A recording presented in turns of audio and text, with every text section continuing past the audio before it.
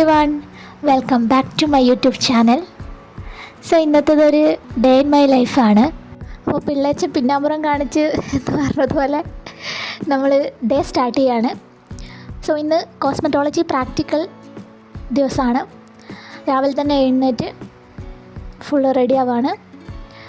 വേഗം തന്നെ നമുക്ക് അവിടെ എത്തണം. 2 മണിക്കൂർ യാത്രയുണ്ട് അവിടെ എത്താൻ വേണ്ടിയിട്ട്. അപ്പോൾ ഞാൻ ടാഗൊക്കെ ഇട്ട് വേഗം റെഡിയായി താഴേക്ക് പോയി ഫുഡൊക്കെ കഴിച്ച് പെട്ടെന്ന് തന്നെ ഒരു 8 മണിയാകുമ്പോഴത്തേക്കും ഞാൻ വീട്ടിൽ നിന്ന് ഇറങ്ങി.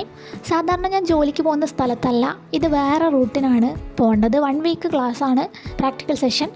അപ്പം ബസ്സിൽ പോകുന്ന സമയത്ത് നമ്മൾ സ്ഥിരമായിട്ട് പോകുന്ന സ്ഥലങ്ങളല്ലാത്തതുകൊണ്ട് തന്നെ നല്ല ഭംഗിയുള്ള ഒരുപാട് സ്ഥലങ്ങൾ കാണാനുണ്ട്. ഞാൻ ജസ്റ്റ് കാണിച്ചു തരാം. ഇത് മാമാനത്ത് അമ്പലത്തിൻ്റെ അടുത്ത് എത്തുന്നതിന് മുന്നേ ഉള്ള പുഴയാണ് നിങ്ങളിപ്പോൾ കാണുന്നത്. നല്ല ഭംഗിയുള്ള സ്ഥലങ്ങളാണ്. ബസ്സിൽ പോകുന്ന സമയത്ത് നമുക്ക് സൈഡ് സീറ്റ് കിട്ടുകയാണെങ്കിൽ ഒരുപാട് നല്ല സ്ഥലങ്ങൾ കാണാനുണ്ട്. ഏകദേശം 2-2.5 മണിക്കൂർ യാത്രയുണ്ട്. 10 മണിക്കാണ് ക്ലാസ് തുടങ്ങുക. അങ്ങനെ ശ്രീകണ്ഠാപുരം ടൗണ് കഴിഞ്ഞതിന് ശേഷം നേരെ തളിപ്പറമ്പ് ഞങ്ങൾ പ്രാക്ടിക്കൽ സെഷനിലേക്ക് എത്തി. അവിടെ ആളുകളൊക്കെ വന്ന് തുടങ്ങുന്നേ ഉണ്ടായിരുന്നുള്ളൂ. അങ്ങനെ അവിടെ എത്തിയതിന് ശേഷം സൈനൊക്കെ ചെയ്ത് പിന്നീട് നമ്മൾ ക്ലാസ്സിലേക്ക് സ്റ്റാർട്ട് ചെയ്യാണ്. ഇന്നത്തെ ക്ലാസ് എന്ന് പറയുന്നത് ഹൈഡ്രാ ഫേഷ്യലിൻ്റെ ആയിരുന്നു. അങ്ങനെ സാധനങ്ങളൊക്കെ അവിടെ സെറ്റാക്കി വെച്ചിട്ടുണ്ട്.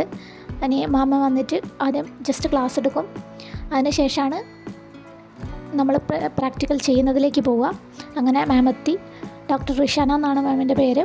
അങ്ങനെ വന്നപാടെ ഞങ്ങൾക്ക് ഒരു ബലൂൺ തന്നെ എല്ലാവർക്കും. നമ്മൾ സ്കിന്നിലാണല്ലോ ഹൈഡ്രാ ഫേഷ്യലൊക്കെ ചെയ്യുക. അപ്പം ഓരോരുത്തർ സ്കിന്നിലും നമുക്ക് അങ്ങനെ പരീക്ഷിക്കാൻ പറ്റില്ല. അതുകൊണ്ട് നമ്മൾ ബലൂണിൽ പരീക്ഷിക്കാമെന്ന് വിചാരിച്ചു. അങ്ങനെ നമുക്ക് പഠിക്കാൻ പറ്റുള്ളൂ. അങ്ങനെ എല്ലാവരും ബലൂണൊക്കെ വീർപ്പിച്ച് ഇതാ സ്കിന്നിൽ അപ്ലൈ ചെയ്യുന്നത് പോലെ ബലൂണിൽ നമ്മൾ ഫസ്റ്റ് അപ്ലൈ ചെയ്യുക. അതിൻ്റെ ഇടയിൽ ഓരോരുത്തരുടെ ബലൂൺ പൊട്ടുന്നുണ്ടായിരുന്നു. മുഖത്തെ ഡെഡ് സ്കിന്നൊക്കെ റിമൂവ് ചെയ്യാനുണ്ട്. അതിനാണ് ആദ്യം ഞങ്ങൾ ബലൂണിൽ ട്രൈ ചെയ്തത്. അതിനുശേഷം ഒരുപാട് ഡെമോസായിട്ട് എല്ലാവരും ഫേസ് തരില്ലല്ലോ. അപ്പം കുറച്ച് പേര് ചെയ്ത് നോക്കി. തിയറി ഓൾറെഡി ഓൺലൈൻ ക്ലാസ്സായിട്ട് കഴിഞ്ഞതാണ്. പക്ഷേ പ്രാക്ടിക്കൽ തുടങ്ങുന്നതിന് മുന്നേ ജസ്റ്റ് ഷോർട്ടായിട്ട് തിയറിയും അതുപോലെ എല്ലാ ഇൻസ്ട്രുമെൻസും ജസ്റ്റ് പരിചയപ്പെടുത്തി തരുമായിരുന്നു. ഓക്കെ, അപ്പം അത് കഴിഞ്ഞ് ഞങ്ങൾ നേരെ ഹൈഡ്രാ ഫേഷ്യൽ ചെയ്യുന്നതിലേക്ക് കടന്നു. BAMS ഗ്രാജുവേഷൻ്റെ കൂടെ എന്തെങ്കിലും ഒരു PG കോഴ്സ് എന്തെങ്കിലും ചെയ്യണമെന്ന് ആഗ്രഹം ഉണ്ടായിരുന്നു. അങ്ങനെയാണ് ഞാൻ കോസ്മെറ്റോളജി PG ഡിപ്ലോമ കോഴ്സിന് ജോയിൻ ചെയ്തത്. ഇപ്പോൾ 1 ഇയർ കഴിയാനായി കോഴ്സ്. അപ്പം ജസ്റ്റ് ഒരു PGയും കൂടി വേണമല്ലോ എന്നുള്ള രീതിയിലായിരുന്നു ഞാൻ ജോയിൻ ചെയ്തിട്ടുണ്ടായിരുന്നത്. പക്ഷേ ഈ ഒരു പ്രാക്ടിക്കൽ സെഷൻ അറ്റൻഡ് ചെയ്ത് കഴിഞ്ഞ സമയത്ത് ആണ് കൂടുതൽ മനസ്സിലായത് ഈ ഒരു ഇൻഡസ്ട്രിയിൽ എത്രത്തോളം കോസ്മെറ്റോളജിക്ക് ഇനി സ്കോപ്പ് ഉണ്ട് എന്നുള്ളത്. അപ്പോൾ റിഷാന മാം ഏകദേശം 5-6 വർഷമായി ഈ ഫീൽഡിൽ. വളരെ എക്സ്പീരിയൻസ് ആയിട്ടുള്ള ഡോക്ടറാണ്. മാം ഓരോ പ്രൊസീജിയർ പറഞ്ഞു തരുന്നതിൻ്റെ കൂടെ തന്നെ മാമിൻ്റെ ക്ലിനിക്കിൽ ഉണ്ടായിട്ടുള്ള എക്സ്പീരിയൻസും കൂടി പറഞ്ഞു തരുന്ന സമയത്ത് നമുക്കത് കൂടുതൽ മനസ്സിലാക്കാനും, അല്ലെങ്കിൽ നമ്മളിനി പ്രാക്ടീസ് ചെയ്യുന്ന സമയത്ത് ഇങ്ങനെയൊക്കെയാണ് ഉണ്ടാവുക, അല്ലെങ്കിൽ ഇങ്ങനെയൊക്കെ സംഭവിക്കുമ്പോൾ മുൻകൂട്ടി നമുക്കൊരു മുൻധാരണ കിട്ടുന്നുണ്ട് നമ്മൾ എന്തൊക്കെയാണ് ചെയ്യേണ്ടത് എന്നുള്ളത്. അപ്പോൾ അതെനിക്ക് വളരെ യൂസ്ഫുള്ളായിട്ട് തോന്നി. ഇപ്പം മാം ചെയ്യുന്നത് മുഖത്തുള്ള ഡെഡ് സ്കിൻസ് റിമൂവ് ചെയ്യുകയാണ്. ഞാൻ നേരത്തെ പറഞ്ഞതുപോലെ ഞങ്ങൾ ബലൂണിൽ പരീക്ഷിച്ചത് മാം മുഖത്ത് അപ്ലൈ ചെയ്യാണ്.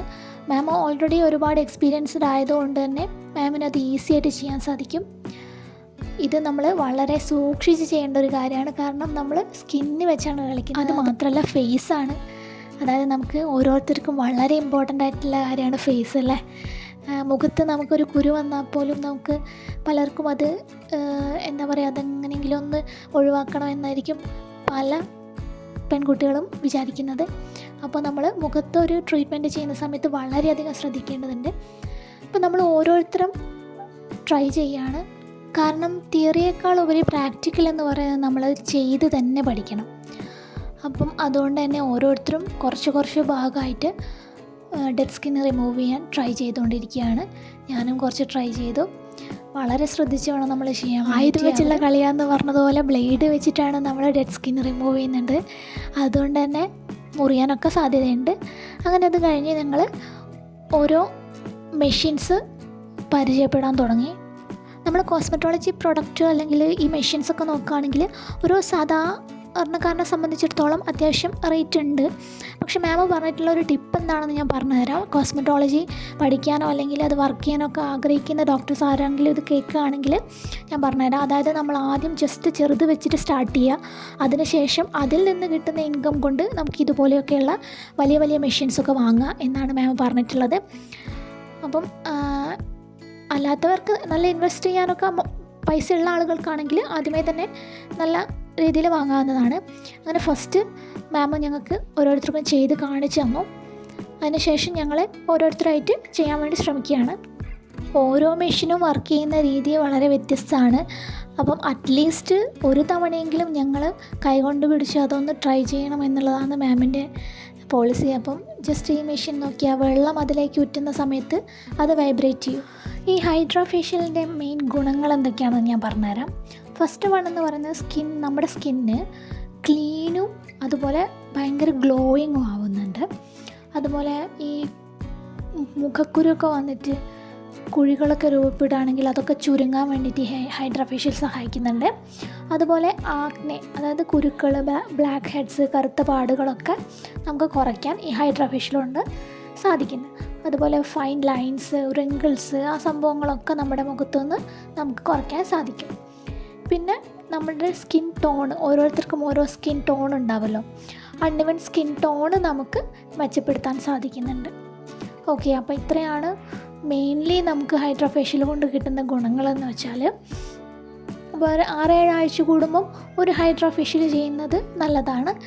അങ്ങനെ ഞങ്ങൾ ഓരോരുത്തരായിട്ട് ജസ്റ്റ് ഓരോ മെഷീൻസും കുറച്ച് സമയം ഓരോരുത്തർക്ക് കിട്ടുള്ളൂ. അങ്ങനെ ഞങ്ങൾ ജസ്റ്റ് അത് അപ്ലൈ ചെയ്ത് നോക്കി. വളരെ യൂസ്ഫുള്ളായിട്ടുള്ളൊരു ക്ലാസ് ആയിരുന്നു ഇന്നുണ്ടായിരുന്നത്. എല്ലാ ദിവസവും 8 ദിവസത്തെ പ്രാക്ടിക്കലാണ്. പക്ഷേ ഇന്നത്തെ ക്ലാസ് കൂടുതൽ നമുക്ക് ചെയ്യാനൊക്കെ പറ്റിയിട്ടുണ്ടായിരുന്നു. ഇപ്പം നിങ്ങൾ കാണുന്നത് ഹൈഡ്രാ ഫേഷ്യലിന് ഒരുപാട് സ്റ്റെപ്പുകളുണ്ട്. ഓരോന്ന് ചെയ്തതിന് ശേഷം അടുത്തടുത്ത് നമ്മൾ ചെയ്തു പോവുകയാണ്. അതിലുള്ള ഒരു സ്റ്റെപ്പാണ് ഇതെന്ന് പറയുന്നത്. ഇത് നമ്മളിൽ തന്നെ പരീക്ഷിക്കുകയായിരുന്നു. പക്ഷേ ഈ ഒരു സ്റ്റെപ്പ് കഴിയുമ്പോഴത്തേക്കും നമുക്ക് മുഖത്ത് ഭയങ്കര ഒരു കൂളിങ്ങും അതുപോലെ ഭയങ്കര സോഫ്റ്റായ പോലെ തോന്നും നമ്മളുടെ മുഖം. അപ്പം വളരെ യൂസ്ഫുള്ളായിട്ടുള്ള ഒരു ഫേഷ്യലാണ് ഹൈഡ്രാ ഫേഷ്യൽ എന്ന് പറയുന്നത്. അങ്ങനെ അതൊക്കെ കഴിഞ്ഞ് സ്മേരേൻ്റെ മറ്റൊരു പ്രത്യേകത എനിക്ക് ഏറ്റവും ഇഷ്ടപ്പെട്ടതെന്ന് വെച്ചാൽ അവിടുത്തെ ഫുഡാണ്. നല്ല ഫുഡായിരുന്നു ഉച്ചയ്ക്ക് എന്ന് പറയുന്നത്. സദ്യയാണ് അധികം ഉണ്ടാവുക. 1:30 ആകുന്ന സമയത്ത് അവിടെ ഫുഡ് കറക്റ്റായിട്ട് അവർ എല്ലാവർക്കും വിളമ്പി വെച്ചിട്ടുണ്ടാവും. നമ്മൾ ആ സമയമാകുമ്പോഴത്തേക്കും പ്രാക്ടിക്കൽ സെഷനും എല്ലാം ട്രൈ ഒക്കെ ചെയ്ത് നമ്മൾ ക്ഷീണിച്ചായിരിക്കും വരിക. അപ്പോൾ എല്ലാവരും വേഗം തന്നെ ക്യൂ ഒന്നും നിൽക്കേണ്ട ആവശ്യമില്ല, ഫുഡ് കഴിക്കും. അങ്ങനെ ഫുഡൊക്കെ കഴിഞ്ഞ് അടുത്ത സെഷൻ വേഗം തന്നെ സ്റ്റാർട്ട് ചെയ്യും. കാരണം 8 ദിവസത്തിനുള്ളിൽ നമുക്കിതൊക്കെ തീർക്കേണ്ടതുണ്ട്. ഓക്കെ, ലാസ്റ്റ് നമ്മൾ ഒരു ഹീറ്റും കൂടെ അപ്ലൈ ചെയ്യുന്നുണ്ട്. ആ സമയത്താണ് ഈ പ്രൊസീജിയർ കംപ്ലീറ്റ് ആവുന്നുള്ളൂ. നല്ല രസമല്ലേ ഈ ഒരു മുഖം മൂടിയൊക്കെ വെച്ച് നിൽക്കുന്ന കാണാൻ. ഓക്കെ, അപ്പം ഉച്ചയ്ക്ക് ശേഷം 2 പ്രൊസീജിയറാണ് ബാക്കിയുള്ളത്. ഒന്ന് കെമിക്കൽ പീലാണ്, മറ്റൊന്ന് മൈക്രോ ഡെർമാബ്രഷനാണ്. അപ്പോൾ അത് രണ്ടും കൂടെ കഴിഞ്ഞാൽ ഇന്നത്തെ ക്ലാസ് കഴിയും. അതിനുശേഷം വൈകുന്നേരം എനിക്ക് കാന്താരയ്ക്ക് പോകാനുണ്ട്.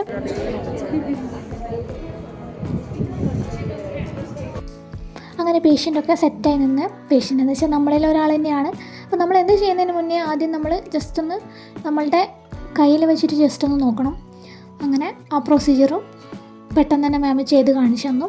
ഞങ്ങൾ ഓരോരുത്തരും അത് ചെയ്ത് നോക്കി. പിന്നീട് ചെയ്തത് കെമിക്കൽ പീലായിരുന്നു. അതുപോലെ ലിപ്പ് ഹൈപ്പർ പിഗ്മെൻറ്റേഷനൊക്കെ വേണ്ടിയിട്ടുള്ള പ്രൊസീജിയറും കൂടിയായിരുന്നു ചെയ്തിട്ടുണ്ടായിരുന്നത്. അത് രണ്ടും പെട്ടെന്ന് തന്നെ ചെയ്ത് തീർത്തു. പിന്നീട് ഡിസ്കഷൻ സെഷൻ ഉണ്ടായിരുന്നു. പക്ഷേ ഞാൻ അതിന് നിന്നില്ല. കാരണം 7 മണിക്കാണ് കാന്താര ഫിലിം ബുക്ക് ചെയ്തിട്ടുള്ളത്. ഞാൻ ഇറങ്ങുമ്പോൾ തന്നെ 4:30 ആയി. എനിക്ക് 2 മണിക്കൂർ ട്രാവലുണ്ട്. അങ്ങനെ പെട്ടെന്ന് തന്നെ ബസ്സിൽ ചാടി കയറി നോക്കുമ്പം നല്ല തിരക്കുണ്ടായിരുന്നു. സ്കൂൾ കുട്ടികൾ വിട്ട ടൈമായതുകൊണ്ട് അത്യാവശ്യം തിരക്കുണ്ടായിരുന്നു. പക്ഷേ എനിക്ക് സീറ്റ് കിട്ടി. ആ ഒരു യാത്ര എനിക്ക് ഇഷ്ടപ്പെട്ടു. പക്ഷേ രാവിലത്തെ മുതലേ പ്രാക്ടിക്കൽ സെഷനും എല്ലാതും കഴിഞ്ഞ് ടയേർഡായിരുന്നു. തളിപ്പറമ്പ് ടു കണ്ണൂർ ടു മട്ടന്നൂർ അങ്ങനെയാണ് പോകേണ്ടത്. ഏകദേശം 2 മണിക്കൂറുണ്ട്. ഞാൻ സമയം നോക്കിക്കൊണ്ടേ ഇരിക്കുകയായിരുന്നു. ഒരു 6:55 അവിടെ എത്തണം എന്നുണ്ടായിരുന്നു. കാരണം സ്റ്റാർട്ടിംഗ് ഒന്നും മിസ് ചെയ്യാൻ പറ്റില്ല. അങ്ങനെ 6:40 കഴിഞ്ഞു. ഞാൻ ടൗണിൽ എത്താൻ വേണ്ടി ടൗണിൽ നിന്ന് കുറച്ച് പോകാനുണ്ട്. അവിടെ അപ്പോഴേക്കും ഹസ്ബൻഡും അതുപോലെ ഹസ്ബൻഡിൻ്റെ പെങ്ങളും അമ്മയൊക്കെ വന്നിട്ടുണ്ടായിരുന്നു. അവരെന്നെ വെയിറ്റ് ചെയ്തിരിക്കുകയായിരുന്നു. അങ്ങനെ ഒരു 6:45 ആയപ്പോഴേക്കും ഞാൻ മട്ടന്നൂർ ടൗണിലെത്തി. അവിടെ നിന്ന് ഞങ്ങൾ നേരെ തിയേറ്ററിലേക്ക് പോയി. കാന്താര ഫസ്റ്റ് ഞാൻ തിയേറ്ററിൽ നിന്നല്ല ഫോണിൽ നിന്നാണ് കണ്ടത്. അതുകൊണ്ട് തന്നെ എന്തായിരിക്കും തിയേറ്ററിൽ ഉണ്ടാകുന്ന ആ ഒരു എഫക്റ്റ് എന്നറിയാൻ എനിക്ക് ഭയങ്കര ക്യൂരിയോസിറ്റി ആയിരുന്നു. അങ്ങനെ ഞങ്ങൾ എത്തിയപ്പോഴേക്കും തിയേറ്റർ ഏകദേശം ഫുള്ളായിട്ടുണ്ടായിരുന്നു. കുറച്ച് പേരെ വരാനുണ്ടായിരുന്നുള്ളൂ. ഫിലിം തുടങ്ങുന്നതിന് മുന്നേ ഉള്ള ഈ ഒരു പരസ്യമില്ലേ, ആലിയ ഭട്ടിന്, അതെനിക്ക് ഭയങ്കര ഇഷ്ടമാണ്. നിങ്ങൾക്ക് ഇഷ്ടമാണ് ഈ പരസ്യം? ഗംസിൽ സ്വെല്ലിംഗ്, ബ്ലീഡിംഗ്, ലൂസ് ഗംസ്. അതെന്റെ പണിയൊന്നുമല്ല, ടേസ്റ്റ് ഉണർവൊക്കെ തരുന്നില്ലേ പ്ലീസ്. അങ്ങനെ പരസ്യമൊക്കെ കഴിഞ്ഞ് ഫിലിം സ്റ്റാർട്ട് ചെയ്തു. ഫിലിമിനെ പറ്റി പറയുകയാണെങ്കിൽ ഒരു രക്ഷയില്ല, അടിപൊളി പടമാണ്. എല്ലാവർക്കും ഇഷ്ടപ്പെടണമെന്നില്ല കേട്ടോ. കൂടെ ഉണ്ടായിരുന്ന എല്ലാവർക്കും ഒന്നും ഇഷ്ടപ്പെട്ടിട്ടില്ല. പക്ഷേ ഈ ഒരു തിയേറ്റർ എക്സ്പീരിയൻസ് എന്ന് പറയുന്നൊരു സംഭവം ഉണ്ടല്ലോ, അത് വളരെ വലുതാണ്. അതുപോലെ ഋഷഭ് ഷെട്ടി ഒന്നും പറയാനില്ല. കാരണം ഡയറക്ഷനും അതുപോലെ അഭിനയം ഒരുമിച്ച് ചെയ്യാന്ന് പറയുന്ന ചെറിയ കാര്യമൊന്നുമല്ല. അതുപോലെ ഹീറോയിനായിട്ടുള്ള ആ ഒരു മൊമെൻറ്റ്സൊക്കെ എനിക്ക് ഭയങ്കര ഇഷ്ടപ്പെട്ടു. ഫിലിമിൽ ഒരുപാട് കാര്യങ്ങൾ കാണാനുണ്ട്. അതുപോലെ കഥ വളരെ ഇൻട്രസ്റ്റിംഗ് ആണ്. ട്വിസ്റ്റൊക്കെ ഉണ്ട് ഫിലിമിൽ. കൂടുതലായിട്ട് ഞാനൊന്നും പറയുന്നില്ല, നിങ്ങൾ കാണാത്തവരെന്തായാലും പോയി കാണണം. പിന്നെ ജയറാമേട്ടൻ നല്ലൊരു ലീഡിങ് റോള് ചെയ്തിട്ടുണ്ട്. അങ്ങനെ ഫിലിം കഴിഞ്ഞ് ഞങ്ങൾ നേരെ വേഗം വീട്ടിലേക്ക് വന്നു. അപ്പോൾ ഇതാണ് ഇന്ന് എൻ്റെ ഒരു day in my life, cosmetology practical day in my life. അപ്പം വീഡിയോ എല്ലാവർക്കും ഇഷ്ടപ്പെട്ടു എന്ന് വിചാരിക്കുന്നത്. അപ്പം മറ്റൊരു വീഡിയോയുമായി പിന്നെ കാണാം.